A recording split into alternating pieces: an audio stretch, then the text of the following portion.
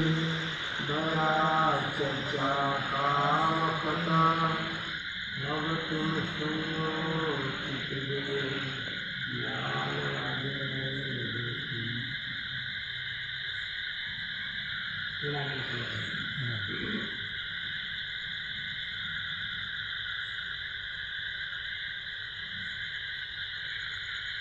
श्री महामति कहें साथ जी दीप से ले ठट्ठा में अब फिर कहो ठट्ठा की हुई विकट जो हमसे हुई विकट जो हमसे।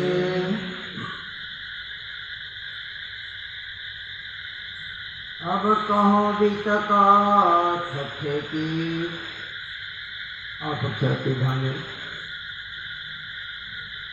आप सब सुंदर साथ तो कल के प्रसंग में चल रहा था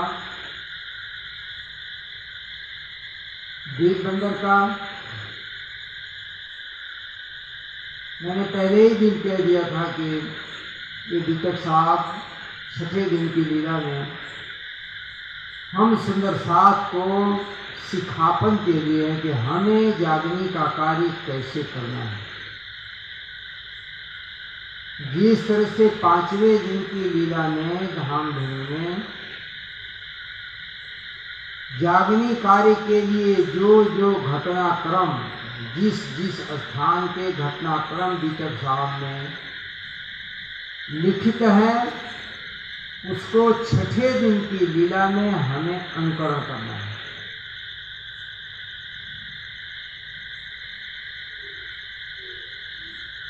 कहा तो गया है कुछ और पर समय के परिवर्तन के कारण हो जाता है कुछ और।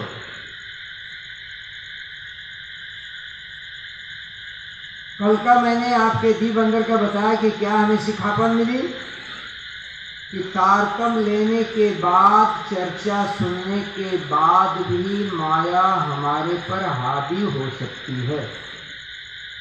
कैसे? जैसे जयराम भाई कंसारा सतगुरु देवचंद जी महाराज जी से तारतम लेने के बावजूद भी जा करके माया में मिल गए। अगर धाम धनी मीरा ठाकुर के तन में बैठ करके जागने के कार्य में लगे तब जाकर के उनको फटकार लगाई तो उन्हें ख्याल आया। तो हमें छठे दिन की लीला में सतर्कता बरतनी चाहिए कि जब जयराम भाई कंसारा ऐसे कर्णावती बाई की आत्मा को तारतम लेने के बाद अगर माया में धक्का लग सकता है तो हमें भी संभव है कि माया धक्का मार सकती है, परेशान कर सकती है, हम भी भूल सकते हैं, हमसे भी भूल हो सकती है। इस अहंकार को छोड़ देना चाहिए कि हमारे पास तारतम है, हमारे पास वाणी है और हम राज्य हमारे पास हैं। जब तक इंद्रावती जी जैसी स्थिति नहीं आ जाती है अमेव जाग्या धाम का, तब तक हमें कभी भी किसी चीज का अहंकार नहीं करना चाहिए। अब धाम धनी ठट्ठा नगर के तरफ जो है प्रस्थान करते हैं। बीच में जितने स्थान आए उन लोगों का जो है धीरे धीरे रिपीटेशन किया। मतलब पहले तो उन्होंने कुछ कुछ सुना था, कुछ समझा था। देवचंद जी के समय में, खोज के समय में कुछ लोग जाने बुझे थे, लेकिन जब महाराज ठाकुर घर से लौटे प्राणनाथ जी बन करके तब उनको जीवता करते हुए अब ठट्ठा नगर पहुंच जाते हैं।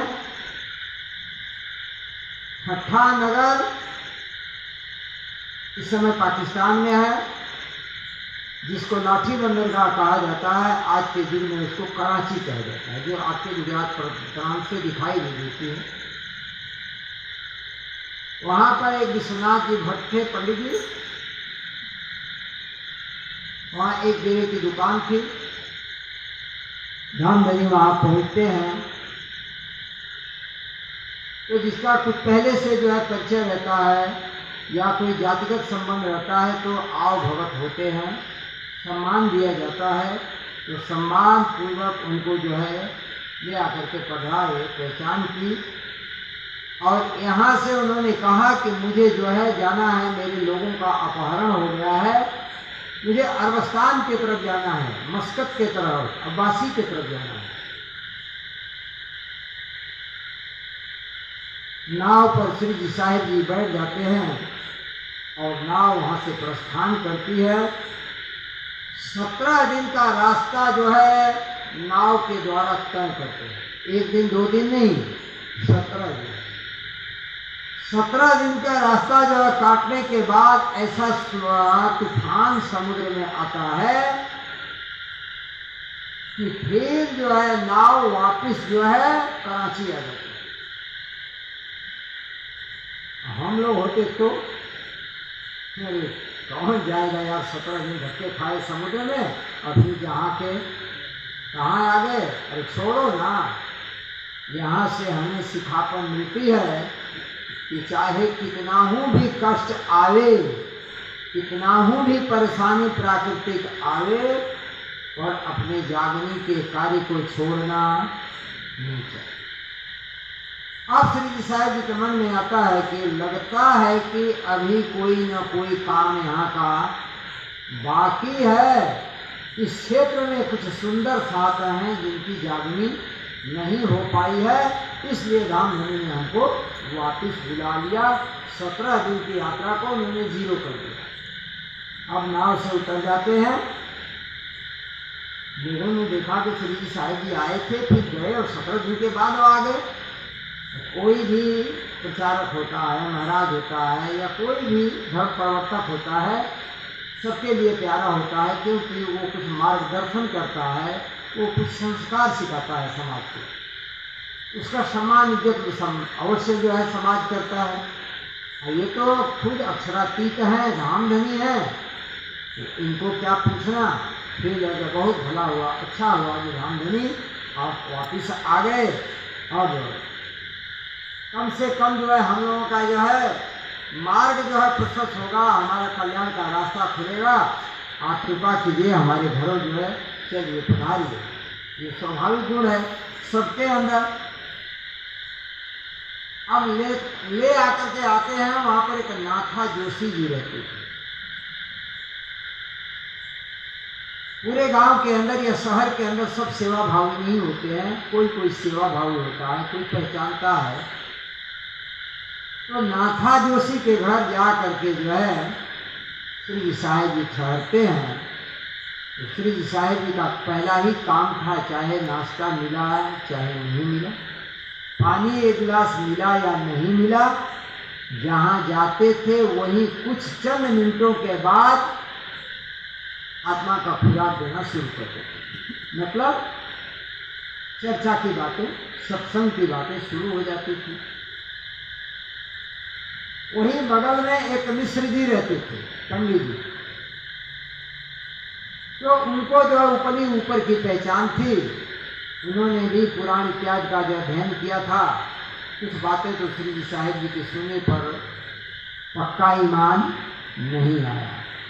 अब नाथा जी जोशी के घर पर श्री जी साहिब जी ठहर करके दीपक चर्चा जैसे हम लोग सुनते हैं उस तरह से जो है, उस समय तो दीपक साहब का अवतरण नहीं हुआ था, वाणी का पूर्ण अवतरण नहीं हुआ था, कुछ वाणी उतरी थी, कुछ उतर रही थी।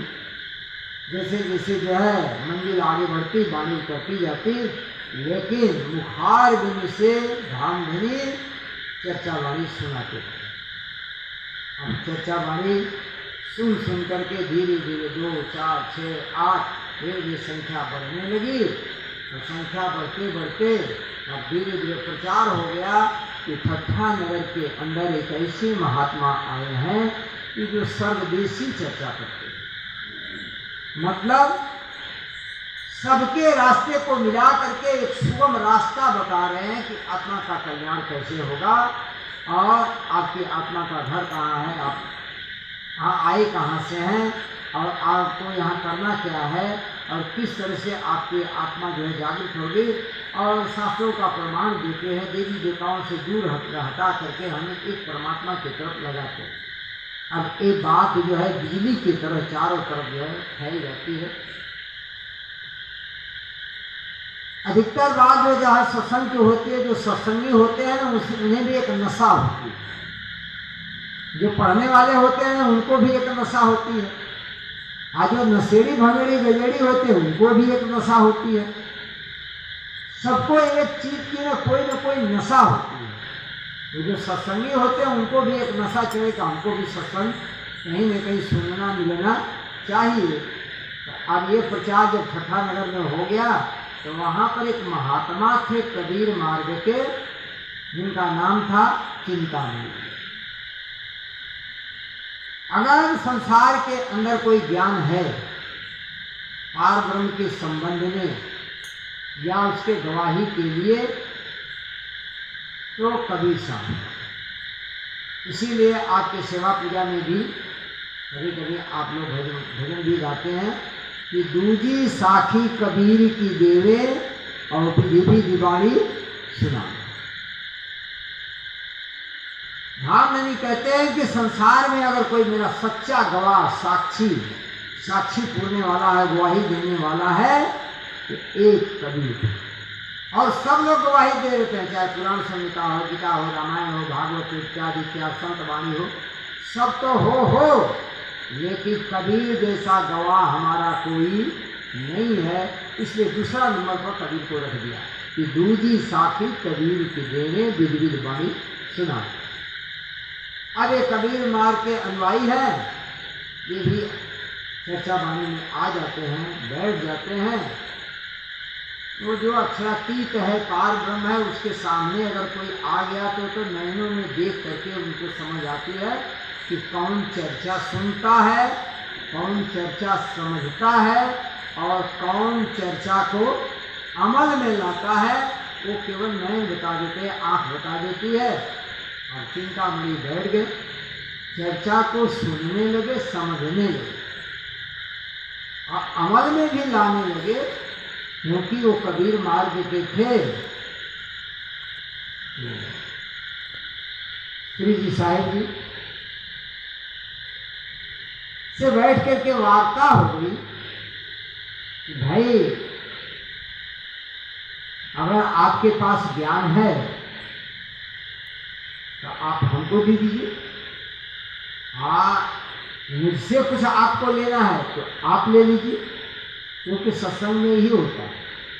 ये दो सत्संगी इकट्ठे हो जाते हैं ना, तो इसको कहते हैं ज्ञान का अहंकार। एक अहंकार होता है परिवार का, पुत्र का, एक होता है धन का, और एक अहंकार जो ज्ञान का होता है, ये सबसे बड़ा खतरनाक है।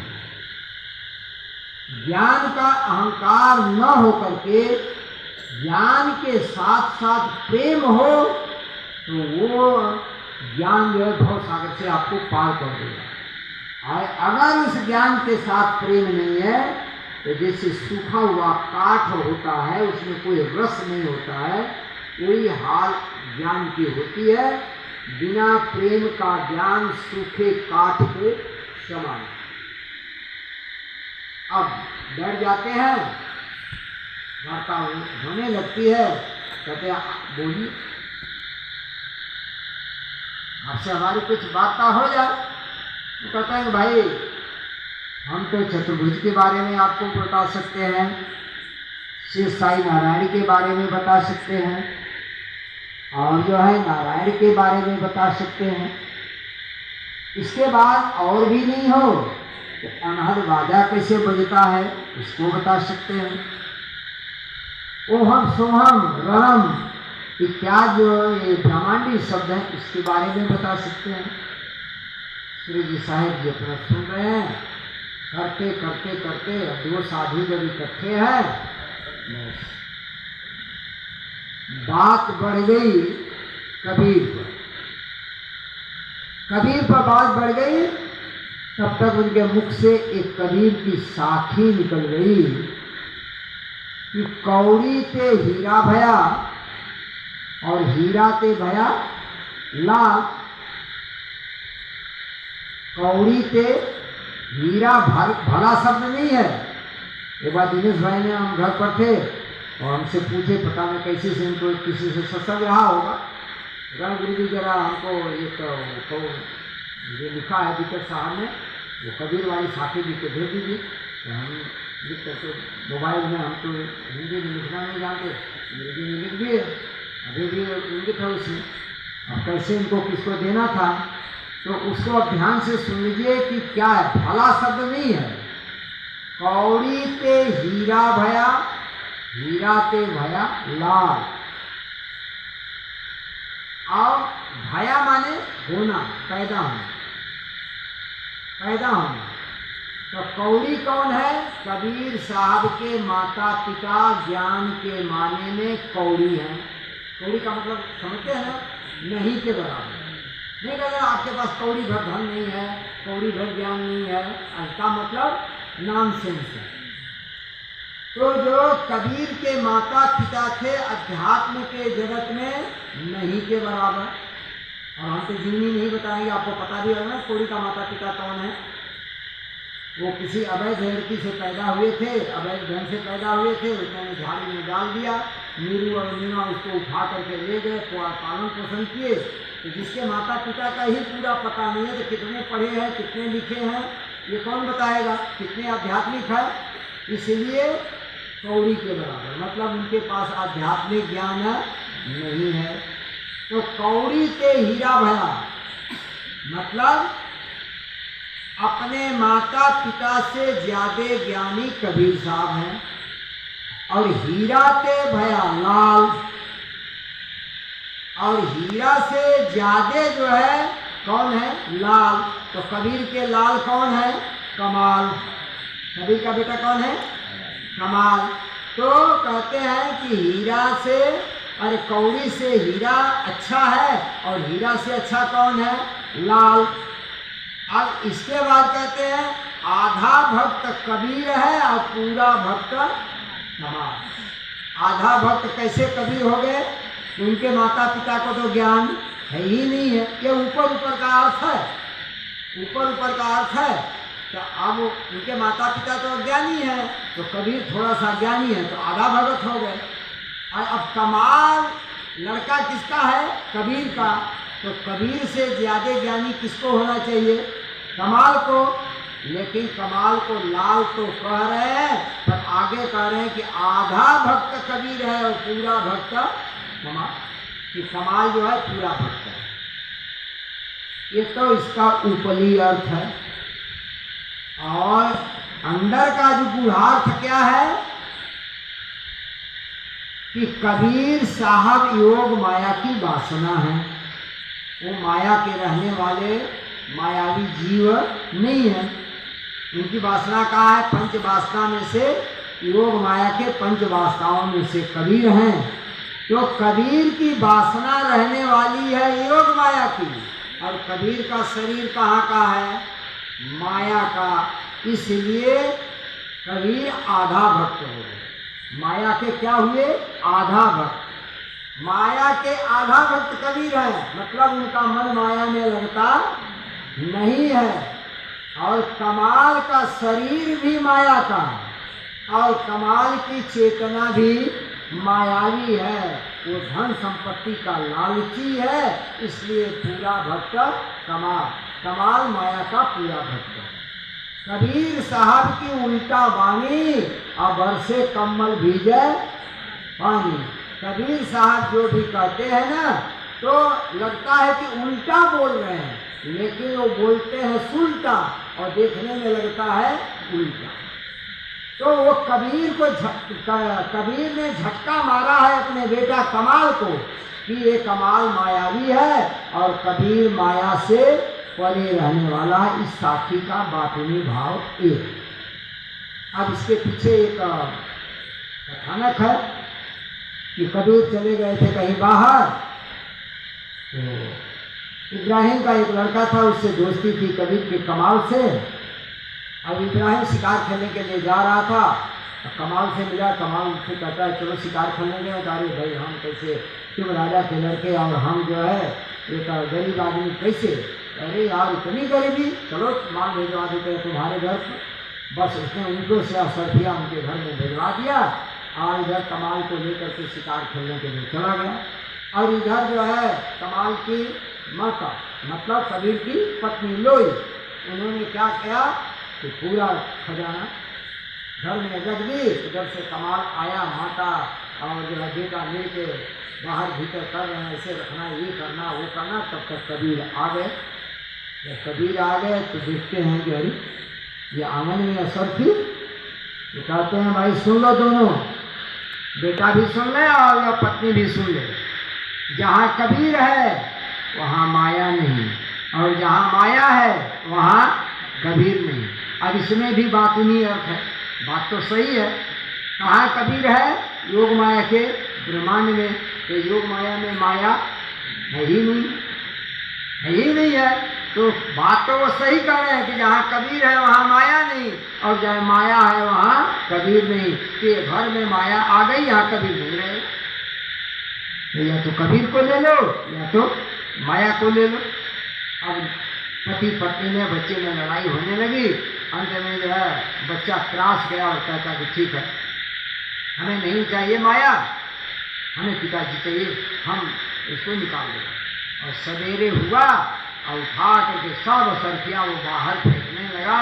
अब गांव वाले भागे भागे आए, वो सरखियाँ लूट लूट के ले जा रहे हैं और कह रहे वाह वाह रे कबीर, हम तो जानते थे कि कबीर बहुत बड़ा त्यागी महात्मा है, लेकिन कबीर से बड़ा महात्मा तो कमाल है। क्योंकि कबीर ने इकट्ठा कर कर कर कर पूरा घर भर रखा था, और कमाल जो है मिटा रहा है। अब इसी पर ये कबीर ने अपनी साखी उतार दी कि कौड़ी ते हीरा भया और हीरा ते भया लाल। आधा भक्त कबीर है, पूरा भक्त है। उल्टा, इसका उल्टा है। पर जो है कबीर साहब ने ऐसे बोल दिया। अब इसका भाव जब श्री जी साहिब जी ने समझाया, किसको? चिंतामणि को। तो कह रहे हैं कि ये बताइए चिंतामणि, आप कबीर की गति पर बैठे हैं कि कमाल की? गति किसकी थी? कबीर की। कमाल की गति पर मैंने ज्ञान किसका ग्रहण किए थे? कबीर का। चेला किसके थे? कबीर के। अगुण किसका गा रहे हैं? कमाल का। तो कह रहे हैं बताओ, जो ज्ञान की गति तुम्हें मिली है वो कबीर ने दिया है कि कमाल ने? तब चिंतामणि की सुध-बुध गई कि बात तो सही है, ज्ञान तो कबीर का है, और हम गुण किसका गा रहे हैं? कमाल का। तब कह रहे हैं श्री जी साहेब जी कि चिंतामणि, कहाँ कबीर और कहाँ कमाल? कबीर कहाँ योग माया की वासना, और कमाल कहाँ एक माया का जीव। क्या तुम उस साक्षी को समझते हो? और चिंतामणि अपने शिष्यों से कह रहे, मैं कहता था ना कि ये पुरुष आएगा और आगे का ज्ञान बताएगा। ये लगता है कि वही पुरुष आ गया है। तब तक श्री जी साहिब जी ने क्या बोल दिया?